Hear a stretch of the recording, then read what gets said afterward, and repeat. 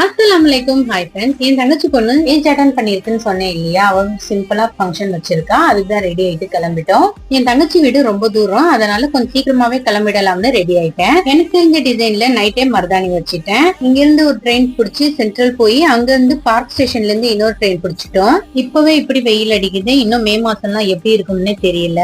ஃபங்க்ஷனுக்கு போய் ரீச் ஆயிட்டோம். நலங்கு செய்ய ஸ்டார்ட் பண்ணிட்டாங்க. கணத்துல பவுடர் வச்சுட்டு காசால சுத்தி போட்டு நெட்டு உடைப்போம். நானும் வாங்கின கிஃப்ட் ட்ரெஸ்ஸும் கொடுத்துட்டு காதுக்கு கம்பல் வாங்கியிருந்தேன், அதுவும் கொடுத்துட்டு என் பொண்ணு நெக்லஸ் மேக்கப் செட் எல்லாமே சூப்பரா பேக் பண்ணியிருந்தா. அவ்வளவு தூரம் போற வரைக்கும் எல்லாமே கலைஞ்சிருச்சு. என் பொண்ணோட மனசு ரொம்பவே கஷ்டமாயிடுச்சு.